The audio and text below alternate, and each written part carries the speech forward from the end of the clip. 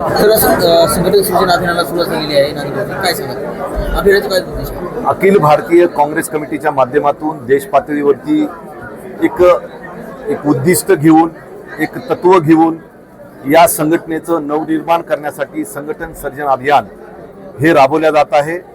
आज नांदेड जिल्ह्यामध्ये अखिल भारतीय काँग्रेस कमिटीचे निरीक्षक म्हणून हरकला वेणुगोपाल राव यांच्या नेतृत्वामध्ये आणि त्याचसोबत महाराष्ट्र प्रदेश काँग्रेस कमिटीचे आमचे तिन्ही निरीक्षक यांच्या उपस्थितीमध्ये या अभियानाला सुरुवात केलेली आहे. यानंतर या जिल्ह्यातलं असणारं संघटन जे गाव पातळीवर असेल, मोहल्ले पातळीवरती असेल आणि या सगळ्या पातळीवरती संघटन कसं मजबूत केलं जाईल आणि त्यातून चांगल्या कार्यकर्त्यांना संघटनेमध्ये एक जबाबदारी देण्याच्या उद्देशानं हे अभियान राबवले जात आहे.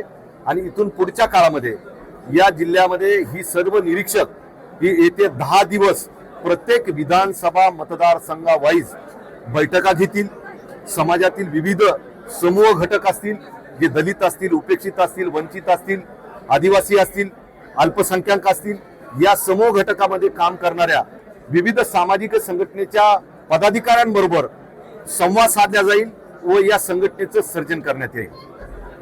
किती कार्यकर्ते सहभागी होणार आहे? यामध्ये या जिल्ह्यातला असणारा प्रत्येक काँग्रेसी विचाराचा कार्यकर्ता जो या देशाच्या संविधानावरती विश्वास ठेवतोय, या देशाच्या संविधानाने मिळालेले अधिकार त्यांचे अबाधित राहावं म्हणून काम करतोय, ज्यांना काँग्रेस ही खरी या देशातली असणारी विचाराची संघटना आहे हे त्यांना माहिती आहे, असा प्रत्येक कार्यकर्ता हा नवीन या संघटन सर्जन अभियानाच्या माध्यमातून जिल्हा अध्यक्षपदासाठी, तालुका अध्यक्षपदासाठी, आपल्या असणाऱ्या विविध पदावरती काम करण्याच्या जबाबदारीसाठी तो ऍप्लिकेशन करू शकतो. अशा पद्धतीचं एवढं ऐतिहासिक काम या संघटनेचं काम अखिल भारतीय स्तरावरून त्याला नियंत्रण ठेवून करण्यात येत आहे आणि नांदेडमध्ये त्याला प्रचंड प्रमाणामध्ये उत्स्फूर्तपणे असा प्रतिसाद मिळतो आहे.